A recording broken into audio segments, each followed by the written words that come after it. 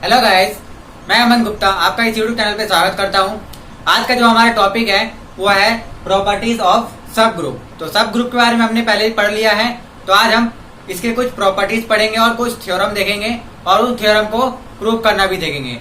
तो वीडियो को शुरू करने से पहले अगर आप हमारे चैनल पे नए हैं तो हमारे समर्थ लर्निंग हब के इस चैनल को सब्सक्राइब करें और बेल आइकन को दबाना ना भूलें, जिससे आपको आने वाली वीडियो की नोटिफिकेशन मिलती रहे। तो चलिए शुरू करते हैं।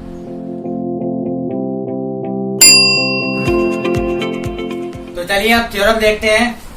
तो फर्स्ट थ्योरम है theorem number 1।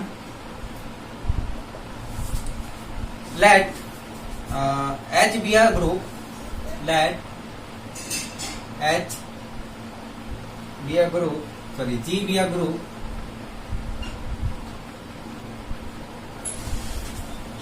and H be a subgroup of G.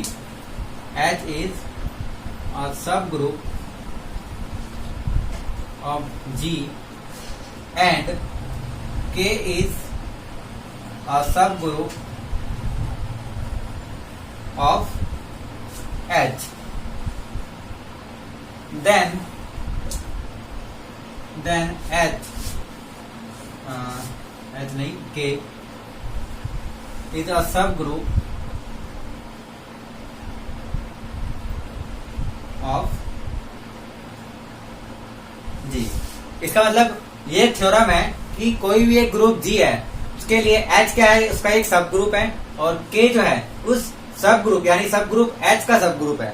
तो उस केस में जो K है वो भी इस G का सब ग्रुप हो जाएगा, यानी कि सब ग्रुप का जो सब ग्रुप होता है वो भी सब ग्रुप हो जाता है। अब हमें इसको अगर प्रूव करना है तो हमें प्रूव करना है क्या कि जो K है वो G का सब ग्रुप है या नहीं है। तो सब ग्रुप प्रूव करने के लिए हमें क्या चाहिए? सबसे पहले हमें चाहिए जो K है वो इस G का सबसेट होना चाहिए, और सेकेंड हम ये प्रूव कर सकते हैं कि जो K है एक ग्रुप है। तो अगर हम ये प्रूव कर देते हैं कि K G का सबसेट है और K एक ग्रुप है, तो यानी कि K क्या है, G का सब ग्रुप बन जाएगा। सब ग्रुप होने के लिए यही कंडीशन चाहिए होता है कि किसी भी ग्रुप का सबसेट होना चाहिए और वो खुद अपने आप में एक ग्रुप होना चाहिए। तो यहाँ पर आप देख सकते हैं कि क्योंकि H जो है वो G का एक सब ग्रुप है, इसका मतलब जो H है वो G का क्या है, एक सबसेट है। यानी H के अंदर जो एलिमेंट है वो कहाँ से आ रहे हैं, G के अंदर से आ रहे हैं, और K जो है वो H का एलिमेंट है, यानी K जो है वो H का सब ग्रुप है। यानी कि जो K के अंदर एलिमेंट है वो कहाँ से आ रहे हैं, H से आ रहे हैं, क्योंकि K क्या होगा, H का एक सबसेट होगा। अब H के अंदर G के ही एलिमेंट है, तो K के अंदर भी किसके एलिमेंट होंगे, G के अंदर ही G के एलिमेंट ही होंगे, यानी K भी क्या होगा, एक G का सबसेट होगा। ये आपने पढ़ रखा है कि अगर कोई भी सेट अगर किसी सेट का सबसेट होता है और वो सबसेट किसी दूसरे सेट का सबसेट हो, तो ये वाला सेट जो होता है ऑटोमेटिकली इस बड़े वाले सेट का सबसेट हो जाता है, यानी कि जो K है वो G का सबसेट हो जाएगा। अब हमें क्या प्रूव करना है कि K जो है वो एक ग्रुप है। तो यहाँ से आप देख सकते हैं कि K H का अगर सब ग्रुप है तो सब ग्रुप होने के लिए इसको ग्रुप होना जरूरी है। तो हम यहाँ पे दे रखा है कि अगर ये सब ग्रुप है, इसका मतलब K क्या है, अपने आप में एक ग्रुप भी है। यहाँ पे हम लिख सकते हैं कि since K is a subgroup of H implies का मतलब क्या हुआ कि K is a group itself, यानी कि सब ग्रुप होने के लिए उसको एक ग्रुप होना चाहिए। और ये हमें दे रखा है कि K क्या है, H का एक सब ग्रुप है, यानी कि K क्या है, एक ग्रुप है। तो ये कंडीशन और ये कंडीशन, इन दोनों कंडीशन से क्या सेटिस्फाई हो गया कि जो K है वो G का एक सब ग्रुप है, यानी K जो है वो G का सबसेट भी है और K क्या है, अपने आप में ही एक ग्रुप भी है। इसका मतलब क्या हो गया कि जो K है वो G का सब ग्रुप हो गया। तो ये बहुत सिंपल थ्योरम था। तो ये इस थ्योरम का हमने प्रूफ भी देख लिया। तो अब आइए हम सेकंड थ्योरम देखते हैं। आइए हम थ्योरम नंबर 2 देखते हैं। तो theorem number 2,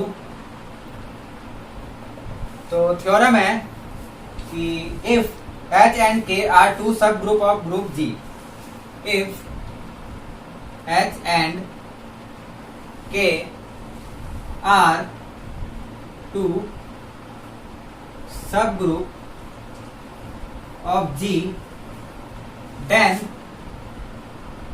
H intersection K is also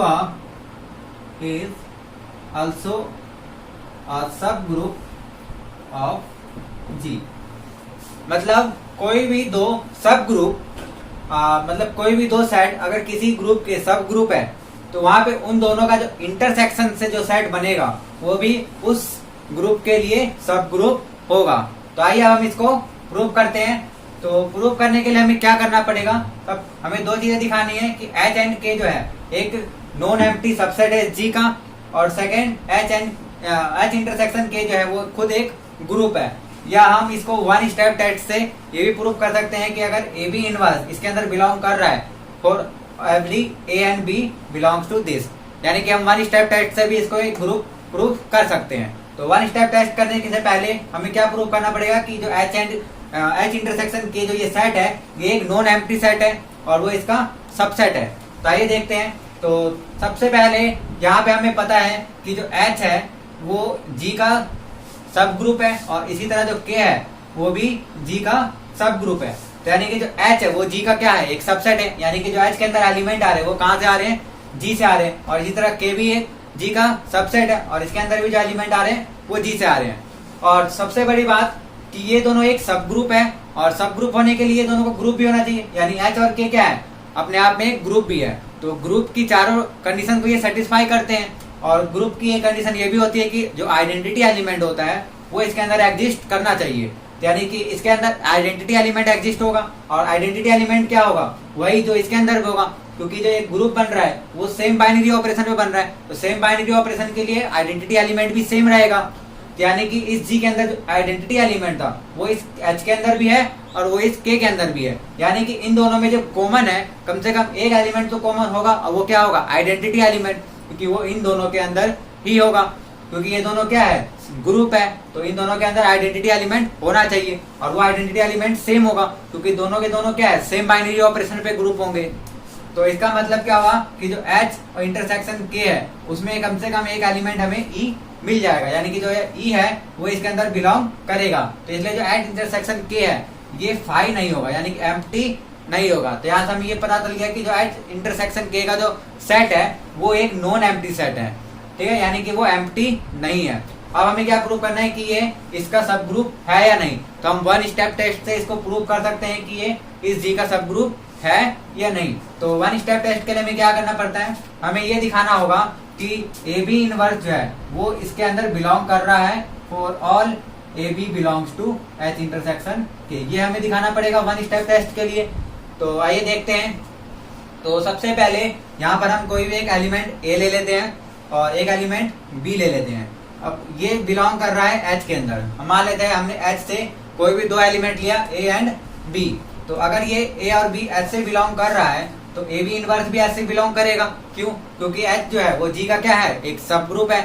तो इसका मतलब ये वन स्टेप टेस्ट को सेटिस्फाई कर देगा। तो यहाँ से हम ये लिख सकते हैं कि जो ए बी इनवर्स है वो भी एच के अंदर बिलोंग करेगा। अब अगर यहाँ पे हम ये भी मान लेते हैं कि जो ए और बी है ये के अंदर भी आ रहे हैं, यानी कि जो ए और बी एलिमेंट है वो इस के अंदर भी है। तो क्योंकि के भी एक सब ग्रुप है जी का, तो ये भी वन स्टेप टेस्ट को सेटिस्फाई कर देगा। तो यहाँ से क्या प्रूव हो जाएगा कि ए बी इनवर्स भी क्या आ जाएगा, के अंदर बिलोंग करेगा। अब इससे और इससे इंप्लाइज क्या होता है कि अगर ए बी एच के अंदर भी है और बी के अंदर भी है, तो इसका मतलब क्या हुआ कि ये दोनों के अंदर, यानी कि इन दोनों के इंटरसेक्शन के अंदर भी होगा। इन दोनों का इंप्लाइज क्या हुआ कि जो ए और बी है वो इंप्लाइज करेगा एच इंटरसेक्शन के में, क्योंकि एच इंटरसेक्शन के में कौन सा एलिमेंट आते हैं जो दोनों के अंदर कॉमन हो। तो यहाँ पे हमने मान लिया कि ए और बी जो है, यहाँ पे हमने ये लेट किया है कि ए और बी एच के अंदर भी है और ए और बी के अंदर भी है। तो ए और बी जो है वो एच इंटरसेक्शन के अंदर भी होने चाहिए, क्योंकि इंटरसेक्शन नहीं है। तो यहाँ से अब ए बी इनवर्स जो है वो एच के अंदर है और ए बी इनवर्स जो है वो के अंदर भी है। तो इसका मतलब ये दोनों कहाँ होने चाहिए, इसके इंटरसेक्शन के अंदर। यानी कि यहाँ से ये इंप्लाइज हो जाएगा कि A B inverse belongs to H intersection K, क्योंकि इंटरसेक्शन में कौन सा एलिमेंट आते हैं जो दोनों में कॉमन होते हैं। यहाँ से हम देख सकते हैं कि जो ए बी इनवर्स है वो एच में भी है और के में भी है, यानी कि दोनों के अंदर कॉमन है। तो ये जो ए बी इनवर्स जो एलिमेंट है वो एच इंटरसेक्शन के अंदर भी बिलोंग कर रहा है। तो यहाँ से ये वन स्टेप टेस्ट सेटिस्फाई हो जाता है कि अगर कोई भी दो एलिमेंट ए और बी एच इंटरसेक्शन के में है तो उसके लिए ए बी इनवर्स भी एच इंटरसेक्शन के में होगा। यहाँ से वन स्टेप टेस्ट प्रूव हो गया। तो इससे मतलब ये प्रूव हो गया कि जो के है एच इंटरसेक्शन के वो क्या है, एक सब ग्रुप है, और सब ग्रुप किसका है, जी का। Is the subgroup of G. ठीक है, क्यों, क्योंकि एच और के भी किसके सब ग्रुप थे, जी के ही सब ग्रुप थे। यानी कि ये जो वन स्टेप टेस्ट प्रूव हुआ था, तो यहाँ पर जो एच और के एलिमेंट थे वो कहाँ से आ रहे थे, जी से ही आ रहे थे। तो एच इंटरसेक्शन के अंदर जो एलिमेंट होंगे वो भी कहाँ से आएंगे, जी से ही आएंगे, क्योंकि इन दोनों में जो कॉमन एलिमेंट्स हैं वो एच और के ही हैं, और एच और के जो एलिमेंट है वो कहाँ से आ रहे हैं, जी से ही आ रहे हैं। यानी इसके अंदर भी जो एलिमेंट है वो भी जी से ही आएंगे। तो इसका मतलब जो एच इंटरसेक्शन के है वो एक जी का सबसेट होगा, क्योंकि इसके अंदर जो सारे एलिमेंट है वो जी के अंदर होंगे ही होंगे। तो यानी कि जो एच इंटरसेक्शन के है वो क्या हो गया, जी का एक सब ग्रुप हो गया।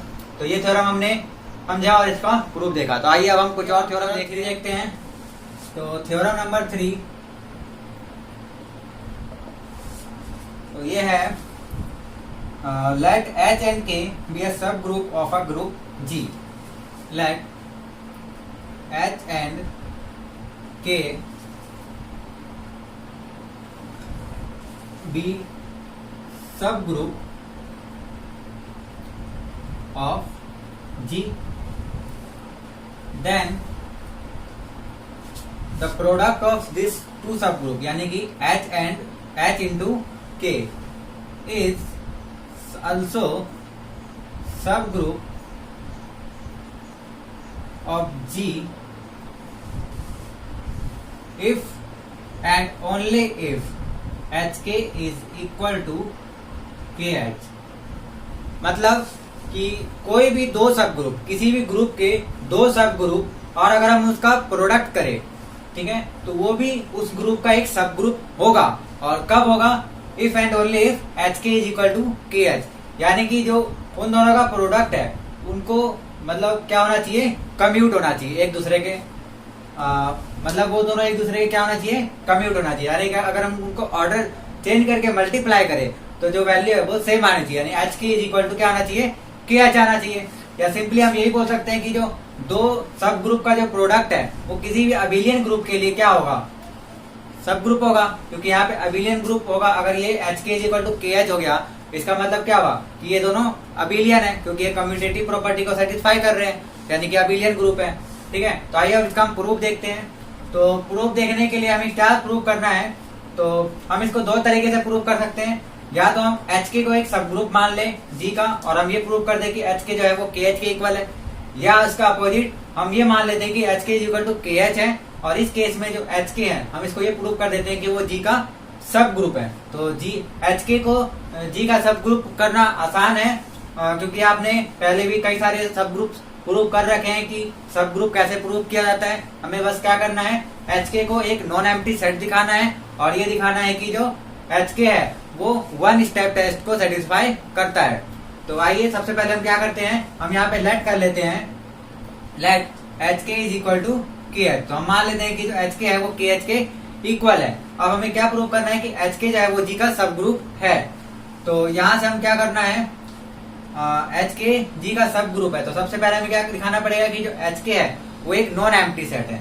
तो यहाँ से आप ये देख सकते हैं कि जो एच और के है इन दोनों के अंदर एक एलिमेंट ई आता है, यानी जो आइडेंटिटी एलिमेंट है वो दोनों के अंदर आता है। और एच के अंदर कैसे एलिमेंट है, जो इन दोनों एलिमेंट्स को प्रोडक्ट करके आ रहे हैं, यानी कि जो एच के अंदर जो एलिमेंट है वो कुछ इस तरीके से है, इस तरीके के एलिमेंट है एच एंड के, यानी कि जो एच है वो कैपिटल एच से आ रहा है और ये जो के है वो कैपिटल के से आ रहा है। तो यहाँ पे अगर हम दोनों ही सेट से आइडेंटिटी एलिमेंट ले ले, तो यहाँ से ई इंटू जो ई होगा वो क्या हो जाएगा, वो हो जाएगा ई स्क्वायर। और आपको पता है ई स्क्वायर किसके इक्वल होता है, ई के ही इक्वल होता है। यानी आइडेंटिटी एलिमेंट को कितनी बार भी प्रोडक्ट कर ले वो क्या रहता है, आइडेंटिटी एलिमेंट ही रहता है। और ये किसके अंदर बिलोंग करेगा, ये बिलोंग करेगा एच के अंदर। इसका मतलब साफ है कि एच के अंदर भी एक एलिमेंट होगा। ठीक है, तो यहाँ पर हमें ये क्या मिल जाएगा कि एच के जो है एक नॉन एम्प्टी सेट है, यानी कि जो एच के है वो एम्प्टी नहीं है। अब हमें क्या प्रूव करना है कि एच के जो है इसका सब ग्रुप है। तो सब ग्रुप प्रूव करने के लिए हमें क्या करना पड़ेगा, वन स्टेप टेस्ट। और वन स्टेप टेस्ट क्या होता है कि A B inverse is belongs to H के for all A B belongs to H के, यानी एच के अंदर जितने भी ए बी आ रहे हैं उन सब के लिए ए बी इनवर्स भी उसके अंदर होना चाहिए। तो आइए हम देखते हैं इस वन स्टेप टेस्ट को ये सेटिस्फाई करता है या नहीं करता है। तो सबसे पहले यहाँ पे हम दो एलिमेंट ले लेते हैं ए एंड बी, और हम मान लेते हैं कि ये जो एलिमेंट्स हैं ये कहां से आ रहे हैं, एच के अंदर से आ रहे हैं। ठीक है, तो ए बी एच से अगर आ रहा है, यानी अगर ए बी हम एच से नहीं, हम एच के से मान लेते हैं। ठीक है, क्योंकि हमें यहाँ पर ये दिखाना है कि जो ए बी अगर एच के में है तो वो ए बी इनवर्स भी एच के अंदर होना चाहिए। तो हम मान लेते हैं कि एच के दो एलिमेंट है ए बी। ठीक है, तो इनकी जो बनावट होगी वो किस तरीके से होगी, क्योंकि यहाँ पे एच के है, इसका मतलब एक एलिमेंट एच के अंदर होना चाहिए और एक एलिमेंट के अंदर होना चाहिए। तो अगर ए जो है एच के अंदर है, यानी कि जो ए है वो एच के का अगर एलिमेंट है, तो हम ए को इस तरीके से लिख सकते हैं, यानी हम ए को एच के लिख सकते हैं। यानी कि एच के का मतलब क्या हुआ, तो ये एच है, ये कैपिटल एच से आ रहा है, और ये जो के है वो कैपिटल के से आ रहा है, और हमने इसको ए के लिखे, ए के इक्वल लिखा है। क्यों, क्योंकि जो ए है वो किसका एलिमेंट है, एच के का एलिमेंट है, और एच के जो एलिमेंट है वो किस फॉर्मेट के हैं, वो एच के फॉर्मेट के ही है। तो ए भी इस फॉर्मेट का होगा, और इसी तरीके से क्योंकि बी भी इसके अंदर है तो बी भी इसी फॉर्मेट का होना चाहिए। तो यहाँ पर हम बी के लिए कोई दूसरे दो एलिमेंट ले लेते हैं, H1 और K1। तो ये दोनों एलिमेंट भी कहाँ से आ रहे हैं, एच और के से आ रहे हैं, और इन दोनों को जब हम प्रोडक्ट करेंगे तो वो किस में मिलेंगे हमें, एच के अंदर, और बी जो है वो एच के का एक एलिमेंट है। तो हमने ए को ये लिख दिया और बी को ए लिख दिया। और यहाँ हम लिख सकते हैं for some H and H1 जो है वो कहाँ से बिलोंग कर रहे हैं, एच और H1 बिलोंग कर रहे हैं एच से, एंड के और K1 कहाँ से बिलोंग कर रहे हैं, के से, यानी एच और H1 कहाँ से बिलोंग कर रहे हैं, कैपिटल एच से, और के और K1 कहाँ से बिलोंग कर रहा है, कैपिटल के से। अब हमें ये दिखाना है कि जो ए बी इनवर्स है वो भी इस एच के अंदर बिलोंग करता है। तो देखते हैं हम ए बी इनवर्स इसके अंदर बिलोंग कर पाता है या नहीं। तो ए बी इनवर्स को हम क्या लिख सकते हैं, अगर हम इस ए की वैल्यू यहाँ पे एच के से पुट कर दे, यानी कि रिप्लेस कर दे, तो हमने यहाँ ए की जगह क्या लिख दिया, एच के, और बी इनवर्स, तो बी इनवर्स का मतलब क्या हुआ, बी की वैल्यू यहाँ पर क्या है, H1 एंड K1, तो इसका इनवर्स करना है। और आपको पता है कि दो एलिमेंट का अगर हम इनवर्स करते हैं तो इनवर्स करने पे क्या होता है, हम इसका ऑर्डर रिवर्स कर देते हैं। यानी सॉक्स एंड शूज रूल आपने पढ़ रखा है कि जब हम इसका इनवर्स करेंगे तो ये क्या होगा, ये हो जाएगा K1 का इनवर्स और इंटू H1 का इनवर्स, यानी इसका अपोजिट हो जाएगा।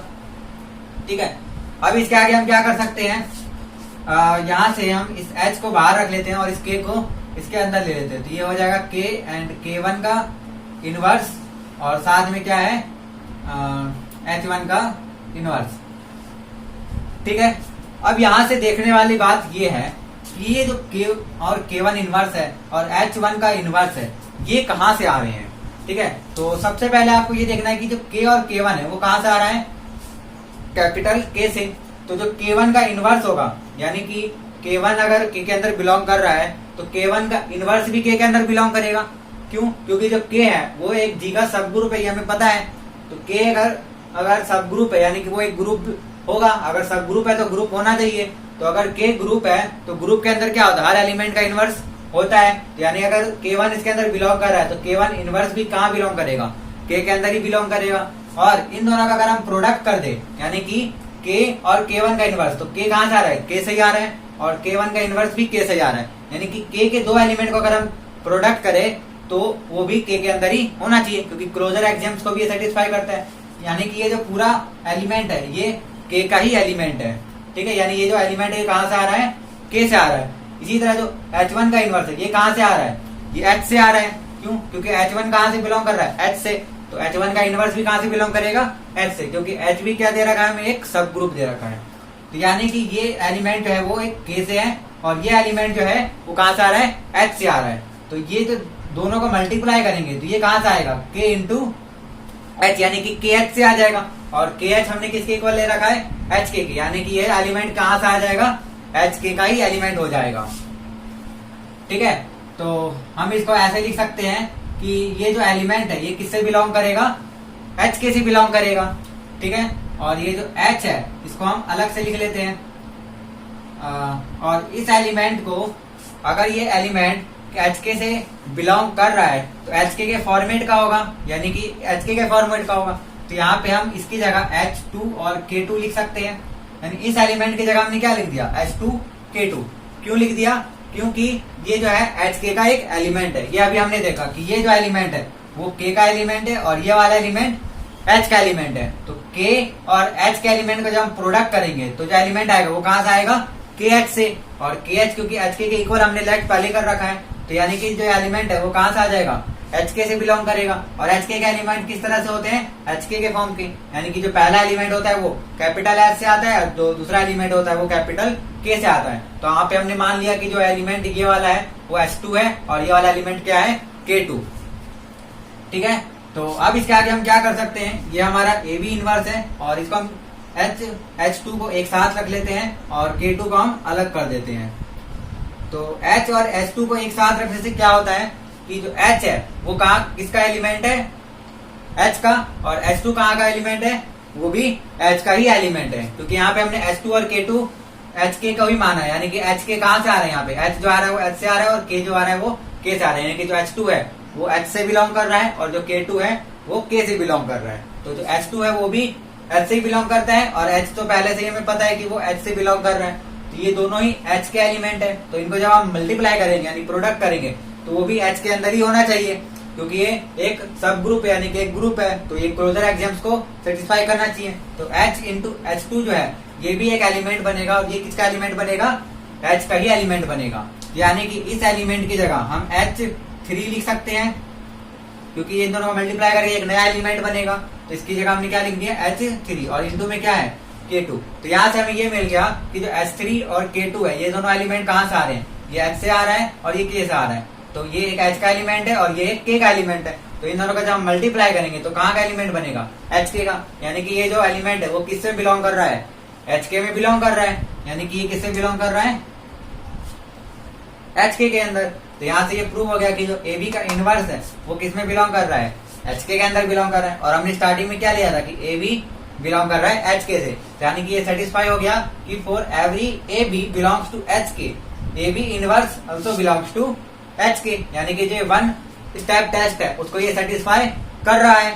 तो इसका मतलब क्या हुआ कि जो H के है वो G का एक सब ग्रुप बन गया। और ये हमने कब लिया, जब ये दोनों इक्वल थे। यानी कि H के G का सब ग्रुप तब होगा जब H के इज इक्वल टू KH होगा फॉर एनी 2 सब ग्रुप ऑफ G।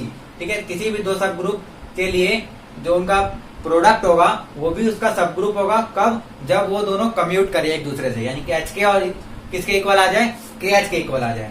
ठीक है, तो आई होप आपको ये थ्योरम और इसका प्रूफ समझ में आया होगा। हम एक बार इसको रिपीट कर लेते हैं।